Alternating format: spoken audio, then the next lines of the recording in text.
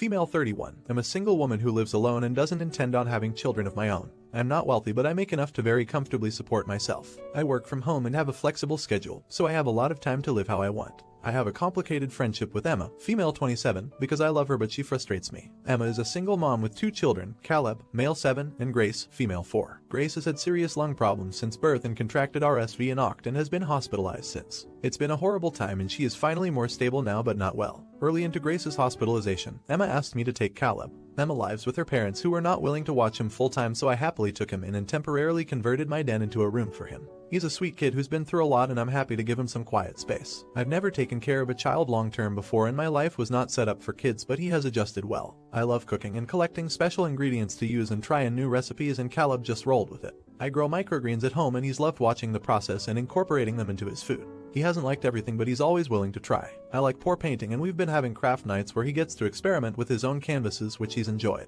We also take trips to museums and shows. I've kept up my regular life and luckily, he was thrilled to come along. I would have struggled to come up with a more kid-specific lifestyle. Emma usually only calls weekly and sees him maybe once or twice a month, which bothers me, but the Grace situation must be draining. So I try not to hold against her, but it does mean that Emma really has no idea what we do day to day. Yesterday was Christmas and he was going home to visit his mom. I sent him with his gifts, shoes and books, plus gifts for his mom and sister. His grandma dropped him off last night and didn't really say much to me, which was weird. Caleb looked sad and didn't want to talk about it, so I let it be and we watched a movie before bed. Late that night, I got a call from Emma screaming at me for ruining her relationship with her son. I guess it didn't go super well and she feels that Caleb is now spoiled because of me and that what she can provide is no longer good enough for him. He wants to make kimchi with her. He wants to get a cat. He didn't want the mac and cheese his mom made for him. When Emma gave him a new coloring book, he told her about the paintings instead and asked her to get the supplies so they could do it together when he went back home. He asked why she never takes him to museums. I was so thrown off by the screaming that I yelled back and told her I wasn't going to downgrade my life to suit her expectations, and she hung up on me. I feel guilty now. I really hadn't considered how I could be affecting Caleb's tastes long term, but I think she should have thought about that herself. She knows how I live. Update. This isn't the happiest update, but not the worst either. It's also incomplete, but enough people asked me for an update that I felt I owed it to you guys. Emma has disappeared. I have not heard from her since the phone call, and she stopped showing up to the hospital around the first week of January. Grace has been released from the hospital into the care of Emma's parents. She is still very weak and lethargic, but she's recovering as well as she can.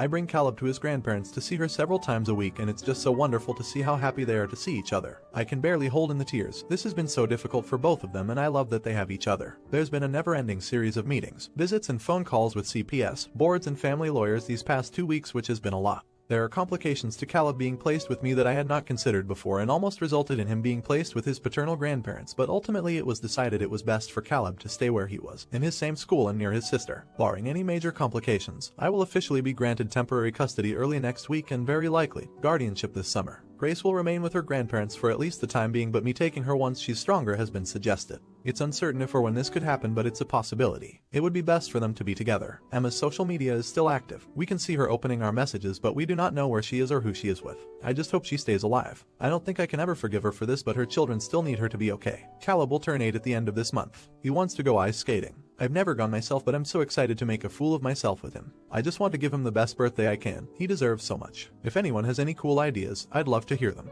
It's not a happy ending. It's not an ending at all, but I don't see myself returning here, so it's the best ending I have for you. Not an idiot. I was in tears reading your first post, and I'm in tears now. You are a wonderful human being, and I'm so happy these kids are lucky enough to have you in their lives. They're going through, and will continue to go through, some really tough emotions. But my gosh, you are a rock star with a really amazing mindset. I'm so glad you're sharing yourself and your life with these kids. The opportunity you've given them is worth so much. I don't even know you, but I'm so proud of you and crying the happiest tears for you. Not an idiot. How deeply sad for all involved. I'm so sorry, for you and especially for Emma's family. They're very lucky to have your friendship and support, though I wish they didn't need it so desperately. I hope Emma eventually gets the help she needs, for her sake and her children's. In the meantime, all the best to you and her family, and I hope Caleb's birthday gives you all some wonderful memories. Let me know if she actually spoiled Caleb. Now, you won't want to miss the next story. Am I an idiot for not stating why certain members of my family weren't invited to my wedding? Recently, my boyfriend, male 25, and I, male 24, of 4 years recently got married. I come from a very traditional, if not stereotypical, Latino family. The gossip is deeply ingrained in the whole family. I have about 7 uncles, one of which is also bisexual like myself. He got married some time ago, and when he sent out invites to the whole family, a large majority of them declined because of religious reasons, which really saddened him. I kept this in mind when it came time to send out my invitations, and those particular family members did not get one. About a week ago, my husband and I went to my dad's house for the annual family reunion. I really didn't want to go because I knew in the back of my mind this absolutely was going to get around.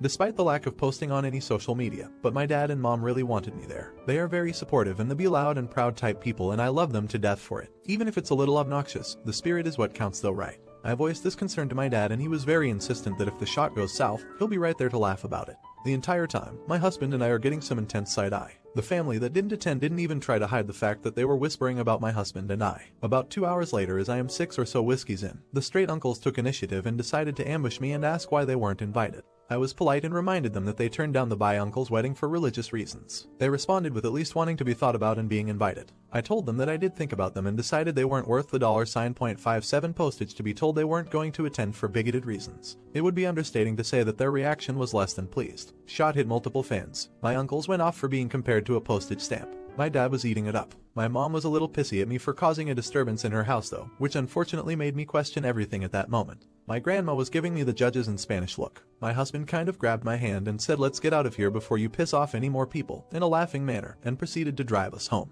My dad sent me a "That's my boy. Good on you for standing up for yourself" text. My mom was still less than thrilled about how things went down. My bi uncle sent me a text saying thank you for standing up for me, but now my relationship with my brothers is strained to hell and I didn't want that. My phone and social media have been blowing the hell up ever since then, but I'm kind of ignoring it though. But I do feel bad for my uncle because he just wants to be close with all his brothers and not just one. So Reddit, am I an idiot for how things went down? As I guessed, the family did indeed find this. Between 7 uncles, one of my cousins likely showed them the post I originally made. It was obviously not received well lol. Anyways, I'm just going to go down and list order of things or events that have happened. My dad. First off, he wanted me to tell all of you that he loved all the support and that he wishes to dad all of you as well. His words, "It took 2 of us to make you, and I gotta say I love my work. Any parent that doesn't should never have tried." My mom. She had called me asking why I brought up the events of my uncle's wedding. I told her that I was simply having a good time with my husband and everyone else. That my uncles made the conscious decision to want to start a problem. She got mad and said she just wanted to have a good party. I told her that I didn't want to be attacked for my sexuality and not inviting blatant bigots to my wedding,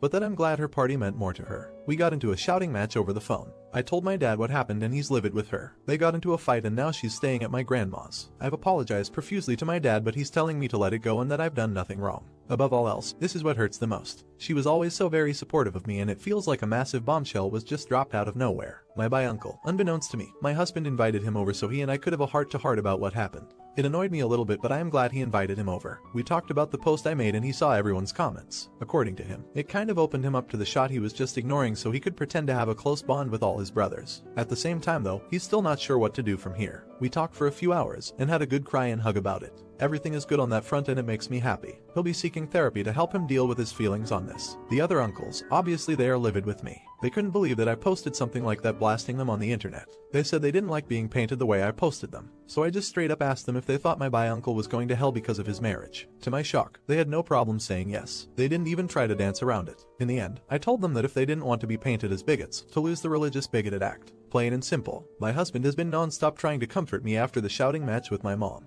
He can see the immense pain I'm in. I love that man very much though. He took me out for steak and old fashions the other night to help get me relaxed. That's all folks. Thank you. Not an idiot. It's your wedding. And anyone who questions who was or wasn't invited can STF you. The whole point of that day is committing yourself to that one other person. If your family is causing issues over this now, it's not going to change after the ceremony. Not an idiot. As a fellow gay, I think you handled everything brilliantly. I'm sorry your mom is upset with you for standing your ground, but it sounds like she might have some internalized homophobia that needs to be addressed. Your dad sounds like a stand-up gent. Best of luck to you going forward. Now, for the next story. Am I an idiot for telling my wife it was a huge mistake to stay at a baby shower? So my wife, female 26, and I, male 28, have been married for a year and began trying to conceive in September. No luck so far, but the doctor did say at our first appointment that it typically takes close to a year for most couples to conceive. She's been telling people that she's infertile, which isn't true. The doctor said she isn't. My wife and I went to my work Christmas party in mid-December, where my wife met my coworker's wife, let's call her Mary, and they took a liking to each other. Mary was pregnant and invited my wife to her baby shower, which was yesterday, and my wife sounded excited to go. I asked her when we were alone if she thinks she'll be fine.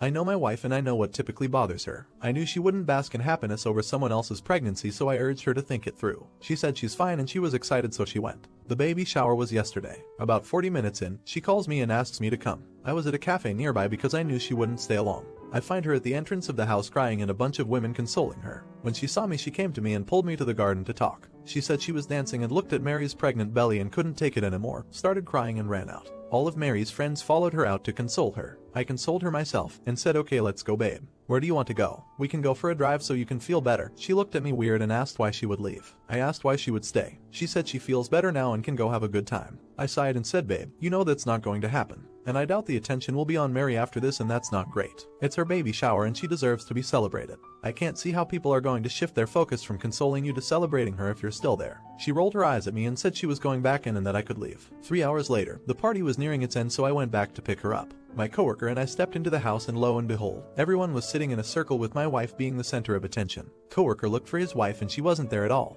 He called her and she said she had left ages ago. My wife and I entered the car and I first asked her how she was feeling, and we spoke about it for a few minutes. I then asked her what happened and why Mary left. She said, oh crap, Mary, I forgot to say bye to her. I told her Mary left ages ago. I then said, I know you're going through a hard time, but why on earth would you and her friends do this? If they consoled you for a few minutes, that's fine, but the entire party. We really should have left earlier. She looked at me so offended and said, are you Mary's husband or mine? We stared at each other for a while and just drove home in silence. I told her I wanted to talk to her this morning to sort things out, but she ignored me and left the house. Update. So I texted my coworker, let's call him Frank, and asked if we could talk, so we met up during our lunch break. I apologized for everything that happened. He kept telling me it's fine and being so nice about it, and that kind of made me feel worse. He said he had booked Mary a ticket back home for a week and that her sisters and friends were going to surprise her with another baby shower. I asked if he'd mind my wife and I paying the expenses of the baby shower they were going to throw. He laughed and said no way, but that he appreciated it. We went back and forth a bit, but he eventually said he'd ask his sister-in-law how much she spends on everything and then would let me know and we can pay half of it. I spoke to my wife when I got home from work.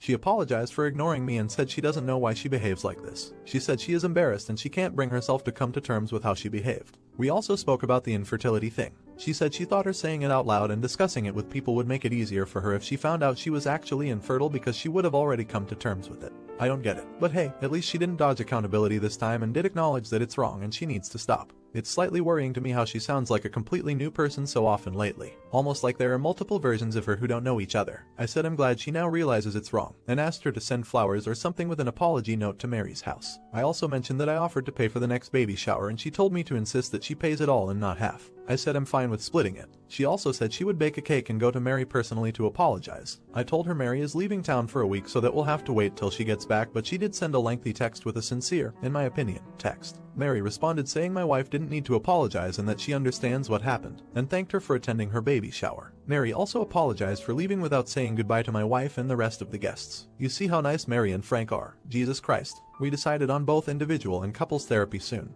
Anyone know if it's okay to do them simultaneously? She wants to, but I'm not sure it's a great idea. It was a given that we would stop trying for a baby, so that's definitely on hold for now. So yeah, that's it for now, I guess. I've never been to therapy and neither has she, so I'm hoping this is the beginning of our relationship getting much healthier, and our individual growth as well. Thank you so much to everyone who responded. My mind is browned by how many of you did. Hope you all have a great year. Not an idiot. Make sure she doesn't make a big deal out of paying for the shower. I'm guessing they were declining the offer at first as they don't want her involved in both showers, but she's working her way into the second one by paying for it. I think you all need to leave Mary alone. Not an idiot. I'm glad she's owning it now, and this is only because I've been on Reddit too long. When you say your wife is making a cake, I got creepy vibes like she would put something in it. Not saying she would, but Reddit got me messed up. Hope that counseling works and you guys end up with your own baby.